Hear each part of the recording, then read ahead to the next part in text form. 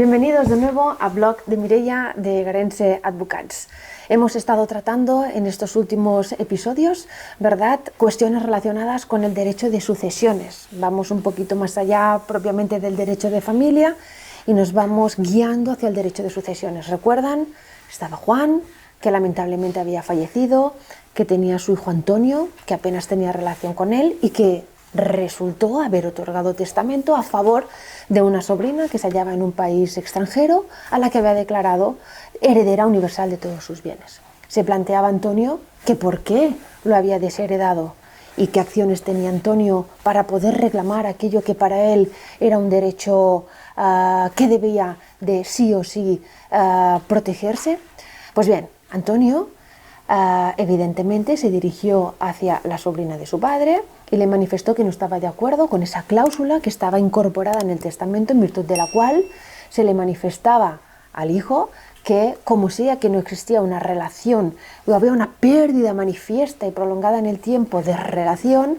el padre, como castigo, lo privaba de la legítima. Antonio evidentemente acudió a un abogado y se asesoró, y el abogado le dijo: no te preocupes, aquí en Cataluña, para que realmente quepa esa privación de ese derecho como es el cobro de la legítima, es necesario que la culpa exclusiva de la pérdida de esa relación sea del hijo. En este caso,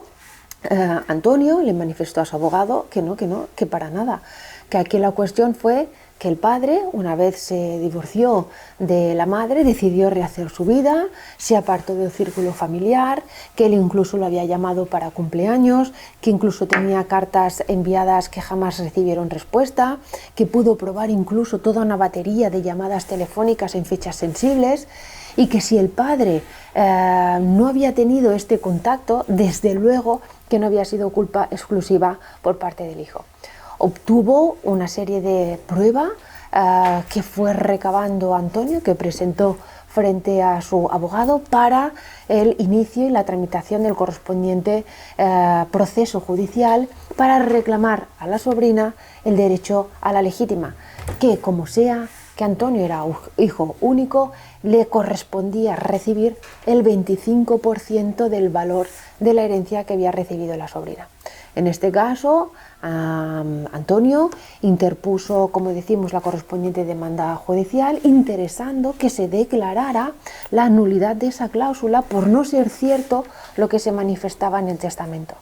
Después de un periodo largo de proceso judicial con la correspondiente prueba, quedó acreditado que no fue culpa exclusiva de Antonio la pérdida de relación con su padre. Ello le comportó a que se le estimara la reclamación y se declarara nula la cláusula en virtud de la cual se le privaba el derecho de legítima. Aún así, la sobrina no estaba en disposición de favorecer el pago de la legítima, por lo que Antonio se vio la obligación de dirigirle un burofax reclamándole que por favor procediera al pago de aquel importe que resultaba del 25% del valor de la herencia. Volvió otra vez la sobrina, que ya se había ubicado aquí en España porque había heredado la casa de su difunto tío Juan, y como sea que tampoco quiso favorecer el pago de esos importes, Antonio, una vez fue dirigido el correspondiente burofax y este no mereció respuesta, inició un segundo proceso judicial reclamando el pago de la legítima. Evidentemente, una vez requerida de pago, en este caso la sobrina, y viéndose que no tenía una escapatoria más que aceptar que efectivamente debía de proceder al pago de ese importe, no tuvo, como decimos, más remedio que consignar las cantidades que se correspondían con ese 25%. Claro está que, como la sobrina obligó a Antonio a iniciar ese proceso judicial, siendo que además fue requerida previamente la sobrina para págame y no me obligues a ir a un proceso judicial, y no lo hizo,